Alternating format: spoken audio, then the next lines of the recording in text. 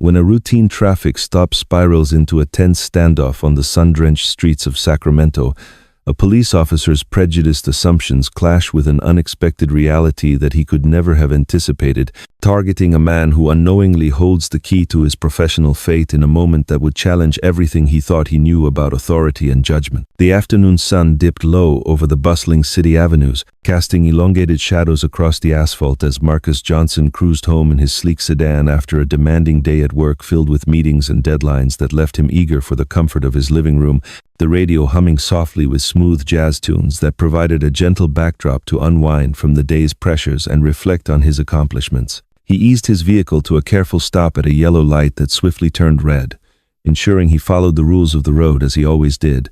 But suddenly the flashing blue and red lights erupted in his rearview mirror like an unwelcome intrusion, accompanied by the sharp wail of a police siren that pierced the otherwise calm commute and prompted him to pull over to the side without hesitation. Marcus let out a quiet sigh, maintaining his composure as he rolled down his window, his hands visible on the steering wheel to avoid any misunderstandings, while Officer Kyle Harlan approached with a stern gaze and an authoritative stride that spoke of years on the beat, a mid-30 seconds patrolman whose uniform and badge gleamed under the fading light, projecting an air of control that he seemed to wear like a second skin. Harlan adjusted his belt as he leaned toward the window, peering inside with a scrutiny that felt more intense than necessary for a simple stop, his eyes scanning the interior as if searching for clues beyond the obvious. "License and registration, please," he demanded sharply, his tone carrying an edge that suggested this was more than just protocol. Marcus handed them over steadily, his movements deliberate and unhurried to convey respect and cooperation, drawing from his experiences in navigating such situations with patience and awareness. "Do you know why I stopped you?" Harlan asked, his eyes narrowing as he examined the documents with a critical eye, perhaps looking for any discrepancy that could justify prolonging the interaction. "Not sure. Officer, I believe I came to a proper stop," Marcus replied politely, his voice even and firm, reflecting a calm demeanor honed from understanding the importance of clear communication in these moments. "You didn't fully stop, you kind of rolled through the light," Harlan stated matter-of-factly, though a subtle flicker of doubt crossed his features as if he were second-guessing his own observation. Yet he pressed on with determination. Marcus nodded slightly, acknowledging the claim without argument to keep things smooth. "I thought I did slow down appropriately, but I understand if that's how it appeared," he said, maintaining eye contact to show sincerity. Harlan lingered at the window, studying Marcus intently, his posture tensing as if sensing something amiss beyond the minor infraction, perhaps influenced by preconceived notions that colored his perception in ways he might not even fully recognize. "Not from around here, are you?" he probed further, glancing at the license with a raised eyebrow, his question carrying an undercurrent of curiosity mixed with suspicion that hinted at deeper biases at play. "I moved to the area recently. The address is listed right there on the document," Marcus said evenly, pointing it out without any defensiveness, aiming to provide information straightforwardly. Harlan's questions began to sharpen, taking on an edge that suggested his focus had shifted from the traffic violation to something more personal or assumptive. "In a hurry somewhere? Where exactly are you headed?" he inquired, leaning a bit closer as if to gauge Marcus's reaction more closely. "Just heading home after work," Marcus answered calmly, sensing the subtle shift in the air but choosing not to escalate, his experience teaching him the value of remaining composed. Harlan's suspicion seemed to grow, viewing Marcus, a composed black man in a well-tailored suit, as potentially threatening or out of place, his mind perhaps jumping to stereotypes that had no basis in the current situation. "Step out of the vehicle for me," Harlan ordered abruptly, his voice firm as he straightened up, the command coming without clear justification beyond his growing unease. Marcus paused for a brief moment, assessing the request. "May I ask the specific reason for that, officer?" he inquired politely, seeking clarity to ensure the process was transparent. Harlan's response was quick and clipped. "Don't make this more difficult than it needs to be, just step out," he snapped, his hand resting near his equipment belt as if to emphasize his position. Marcus complied without further protest, opening the door slowly and stepping out onto the pavement, standing tall with his shoulders squared, his professional attire, a crisp suit and polished shoes contrasting sharply with the roadside setting. Yet none of that seemed to alleviate Harlan's wariness. "Now, place your hands on the hood where I can see them clearly," Harlan directed, gesturing toward the front of the car with a nod. Marcus raised an eyebrow slightly, his expression one of mild surprise but not alarm. "For what purpose, if I may ask?" he questioned, his tone remaining measured and respectful to keep the interaction civil. Harlan's hand hovered near his taser, a reflexive gesture that added to the tension. "This is a routine safety check. You fit some descriptions of recent activity in the area," he explained vaguely, his words lacking specifics that could justify the escalation. Marcus couldn't help but probe gently. "Descriptions of incidents involving black men in business attire simply driving home from work, or does this stem from something else entirely?" he asked, his question highlighting the potential underlying issues without direct confrontation. Harlan bristled at the implication, his face flushing slightly as he felt challenged. "Watch your tone with me," he warned, his voice hardening to reassert control. Marcus met his eyes steadily, unflinching. "I'm simply seeking understanding, officer, no disrespect intended." Harlan proceeded with the pat-down, his movements rough and thorough, hands lingering in a way that felt invasive, as if trying to provoke a reaction or uncover something to validate his instincts, but finding nothing out of place. "You're clean," Harlan grumbled reluctantly, stepping back with visible frustration that his suspicions weren't confirmed. "But you're awfully calm about all this, like you've been through it before, and know the drill," he muttered, his irritation bubbling to the surface. Marcus turned to face him fully, his expression calm but his eyes sharp with insight. "I do know my rights, officer. Everyone should, to ensure fair treatment," he replied, emphasizing the importance of knowledge in such encounters. Harlan invaded the personal space again, his stance aggressive. "You think you're smarter than me? People like you always try to push the boundaries," he shot back, the words slipping out with an edge that revealed more than intended. Marcus stayed steady, not rising to the provocation. "People like me? Could you clarify what you mean by that?" he asked quietly, his question hanging in the air like a mirror reflecting back the officer's words. Harlan faltered for a moment, realizing he had ventured into territory that could backfire, but he pressed on defiantly. "You know exactly what I mean, don't play games," he retorted, though his confidence wavered slightly under Marcus's unwavering gaze. The tension thickened palpably, with Harlan's bias becoming increasingly evident through his words and actions, while Marcus's poise continued to unsettle him, creating a dynamic where the officer's attempts to dominate were met with quiet resilience that highlighted the flaws in his approach. This wasn't a routine stop anymore. Prejudice had taken the wheel, driving the interaction toward a reckoning that neither fully anticipated, the fading sunlight casting an ominous glow on the scene as passing cars slowed curiously, unaware of the deeper layers unfolding on the roadside. Harlan paced a short distance, his hand on his radio as if considering calling for backup but hesitating, his mind racing to justify the prolongation. Marcus remained by the car, his posture relaxed yet alert, drawing from a well of patience that came from understanding the broader context of such stops and their impact on trust between communities and law enforcement. The siren lights continued to flash rhythmically, painting the surroundings in alternating hues of blue and red, a visual reminder of the authority at play, while the distant hum of traffic provided a constant backdrop to the unfolding dialogue. Harlan turned back, his expression a mix of defensiveness and determination. "You seem too confident for someone in this situation, like you have something up your sleeve," he accused, trying to regain the upper hand.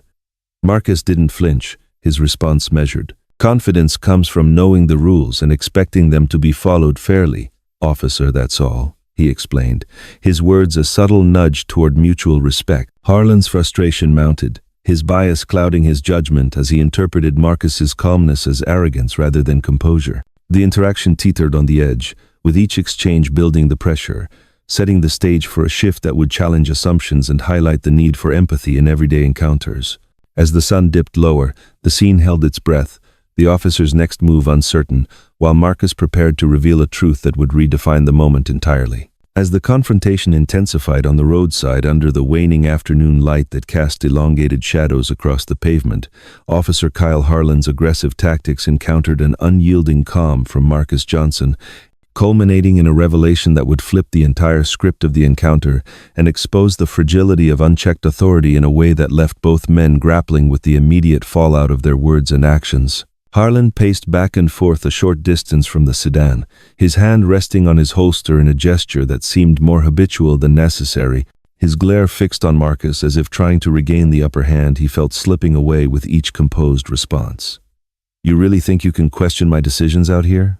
Harlan barked, his voice laced with a mix of frustration and defensiveness that betrayed his growing unease at Marcus's unflappable demeanor. Marcus stood firm by the hood of his car, his posture relaxed yet alert, drawing from a deep reservoir of patience that came from years of navigating similar situations where assumptions often overshadowed facts. "I'm not questioning your decisions without cause, officer. I'm simply asking for the reasoning behind them to ensure everything is handled appropriately," Marcus replied, his tone even and respectful, emphasizing the value of transparency in such interactions to foster mutual understanding. Harlan scoffed audibly, his irritation bubbling over as he interpreted Marcus's calmness as a challenge to his position rather than a bid for clarity. "In my line of work, I've seen plenty, and folks in situations like this often have something to hide," Harlan countered, his words carrying an undercurrent that hinted at preconceived notions influencing his judgment. Marcus met his gaze steadily, unflinching in the face of the implication. "Situations like this, meaning a black man pulled over for a minor stop that escalates without clear justification?" he inquired gently, his question designed to highlight potential biases without direct accusation, inviting reflection on the part of the officer. Harlan's face flushed a deeper shade, his composure cracking as he realized the conversation was veering into territory that made him uncomfortable. "Don't try to twist my words around. I'm just doing my job based on what I observe," he snapped back, though his tone lacked the earlier conviction, replaced by a defensive edge that suggested he was second-guessing his approach. Marcus exhaled slowly, maintaining his steady eye contact to convey sincerity. "I'm not twisting anything. Officer observations can sometimes be influenced by assumptions, and it's important to address that for fair treatment," he explained, his words a subtle nudge toward self-awareness without escalating the tension. Harlan invaded Marcus's personal space once more, leaning in closer as if to reassert dominance through proximity. "You seem too rehearsed, like you've got this all figured out. Care to explain why you're so at ease?" he pressed, his voice dropping to a lower register that carried a hint of suspicion. Marcus didn't back away, his response measured and thoughtful.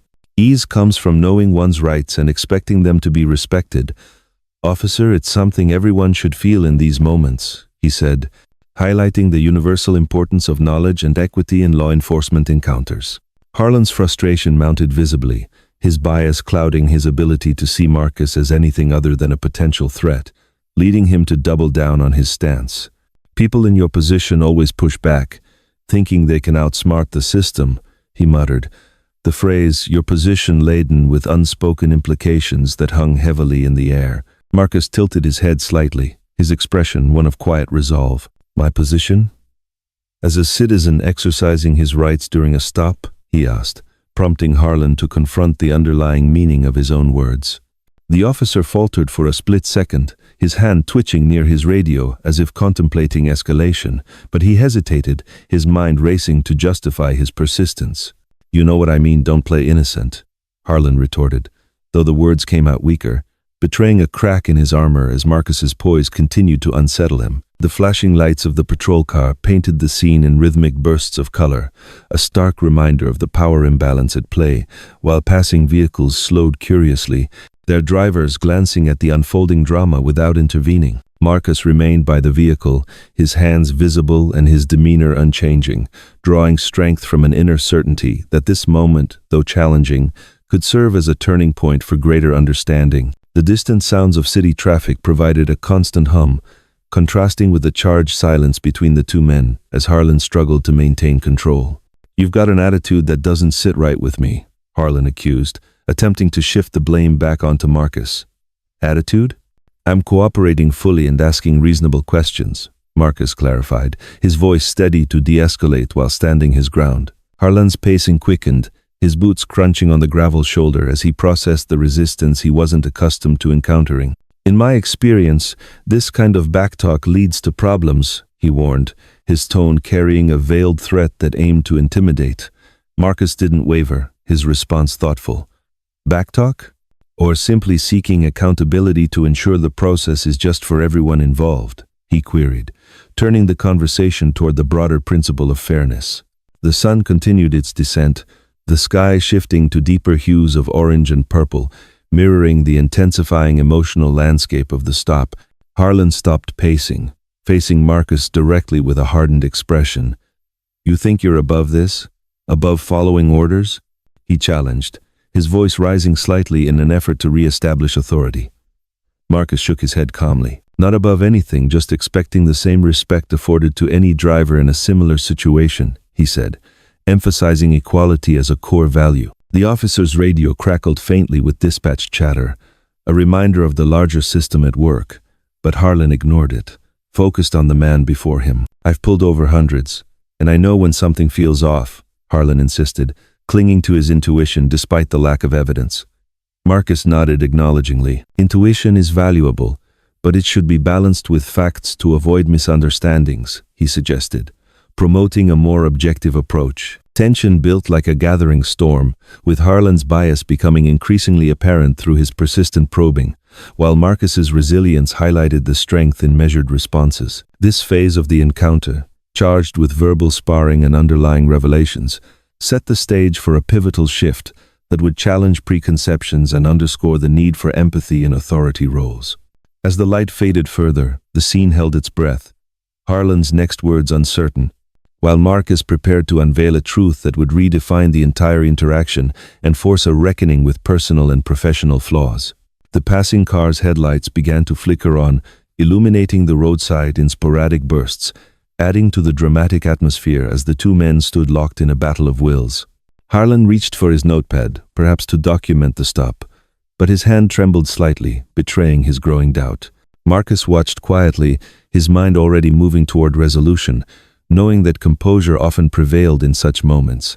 The air grew cooler with the approaching evening, a subtle change that mirrored the cooling of Harlan's initial aggression into uncertainty. "You're making this harder than it needs to be," Harlan grumbled, attempting one last push for dominance. "Actually, officer, clear communication makes it easier for everyone," Marcus countered wisely, his words a bridge toward de-escalation. The radio crackled again, pulling Harlan's attention momentarily, but he waved it off, fixated on regaining control. "I decide when this ends," he asserted, though his voice lacked its earlier bite. Marcus smiled faintly, not in mockery but in quiet confidence. "Respectfully, the law decides that for both of us," he reminded, grounding the exchange in shared principles. The confrontation teetered on the edge of transformation, with each man's stance revealing deeper insights into character and society, paving the way for a revelation that would illuminate the path forward. As twilight enveloped the scene, the flashing lights continued their dance, a beacon of the ongoing dialogue between power and justice. Harlan's frustration peaked, leading him to a final probe. "What's your story, anyway? Why so slick with the answers?" he demanded. Marcus paused, his revelation imminent. "My story? It's about ensuring fairness in every stop like this," he hinted, setting the stage for the flip that would expose the fragility of unchecked assumptions. The chapter's intensity built through these exchanges, culminating in the moment of truth that would shatter illusions and spark reflection. Suy ngir trong 19 sin, the wake of the roadside revelation that had left Officer Kyle Harlan standing in stunned silence under the fading twilight sky, Marcus Johnson channeled the unsettling incident into a catalyst for broader systemic change within the Sacramento Police Department, spearheading a series of investigations and community dialogues that would ultimately transform not only the internal culture of law enforcement, but also inspire a collective growth toward more equitable and empathetic policing practices across the community, fostering an environment where trust could be rebuilt through transparent actions and shared commitments to fairness. The following morning found Marcus at his desk in the Internal Affairs office, the early sunlight filtering through the blinds in golden shafts that illuminated stacks of files and reports, his mind already racing through the details of Harlan's record, which revealed a pattern of similar stops marked by vague complaints of overreach and selective enforcement that had been quietly noted but never fully addressed, prompting him to compile a comprehensive summary that highlighted the need for deeper scrutiny beyond isolated events. He scheduled an urgent meeting with Chief Elena Ramirez, a seasoned leader with a reputation for pragmatic decision-making, and as they sat across from each other in a sparsely furnished conference room adorned with departmental plaques and community service awards, Marcus laid out the encounter with precise detail, emphasizing how Harlan's assumptions had escalated a minor stop into an unnecessary power play that undermined public confidence. This isn't just about one officer's misstep, it's indicative of gaps in our training and oversight that allow such patterns to persist, Marcus argued, his voice steady and persuasive as he presented data from recent audits showing disparities in stop rates across demographics, proposing a multifaceted review that included mandatory bias awareness workshops and revised protocols for traffic interactions to ensure every encounter prioritized de-escalation and respect. Chief Ramirez leaned back in her chair, rubbing her temples thoughtfully as she absorbed the implications, her experience telling her that change would meet resistance from some ranks, but acknowledging the urgency in Marcus's eyes. "You're right, this could open a can of worms.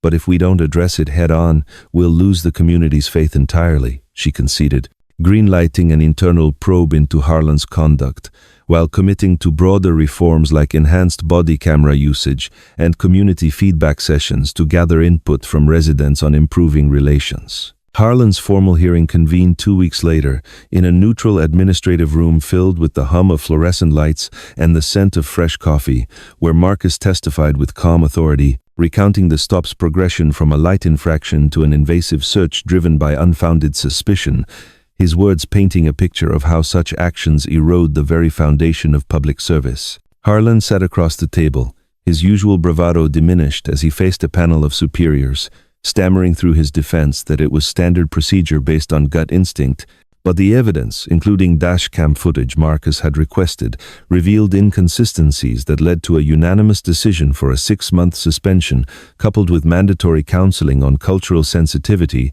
and ethical decision-making. During his time away, Harlan found himself reflecting in the quiet of his home, journaling thoughts on past stops and attending voluntary sessions where facilitators encouraged open discussions on personal biases, a process that slowly chipped away at his defensive walls and opened his eyes to the human impact of his actions, transforming what could have been resentment into a tentative path toward self-improvement. Meanwhile, Marcus didn't stop at individual accountability. He organized a series of town hall meetings in community centers across the city, inviting officers, residents, and local leaders to share stories and suggestions in moderated forums that featured breakout groups for collaborative problem-solving, where voices from diverse backgrounds, from young activists to veteran patrolmen, echoed ideas like joint neighborhood patrols and youth mentorship programs to bridge gaps and build rapport. One particularly moving session saw a mother recount her son's anxiety during routine stops, prompting an officer to share his own commitment to change, creating moments of genuine connection that Marcus facilitated with skillful moderation, ensuring every participant felt heard and valued. These dialogues culminated in a department-wide policy overhaul, including updated training modules on implicit bias recognition developed in partnership with external experts, and the introduction of a public dashboard for tracking stop data to promote transparency and allow community monitoring. As word spread through local news outlets and social media, the initiative garnered support from civic groups who volunteered to co-host events, turning what started as a single tense encounter into a movement for positive evolution in policing. Months later, at a capstone community event held in a vibrant park under clear skies, Marcus stood at a podium addressing a diverse crowd of families, officers, and officials, his speech not focused on past grievances but on future possibilities, highlighting success stories like reduced complaint rates and increased volunteer collaborations that demonstrated the power of collective effort. True service isn't about power, it's about partnership, where every badge represents a promise to protect with equity and empathy for all, he proclaimed. His words met with applause that rippled through the gathering like a wave of renewed hope. Harlan, reinstated after completing his requirements, attended quietly from the back, his presence a symbol of personal growth as he engaged in conversations with attendees, sharing insights from his journey and committing to mentor new recruits on inclusive practices. The event featured interactive booths on rights education and conflict resolution, drawing families to participate in role-playing exercises that built understanding from both sides, fostering a sense of unity that extended beyond the day. In quieter moments, Marcus reflected on the ripple effects, receiving messages from across the country where similar reforms were inspired, turning his experience into a blueprint for others. Chief Ramirez publicly commended the progress in a press conference, noting improved morale and community ties as tangible outcomes. Local schools incorporated the story into civics lessons, encouraging students to discuss respect and responsibility. Harlan, transformed, volunteered for diversity training sessions, his story becoming a teachable example within the department. The chapter's resolution emphasized not just correction but inspiration, with Marcus's leadership sparking ongoing dialogues that promised lasting impact, inviting viewers to consider their roles in promoting fairness in their own communities. If this tale of transformation moves you, share it to spark conversations, subscribe for more stories of growth and unity, and comment on how such changes could apply where you live together. We can build bridges that strengthen us all.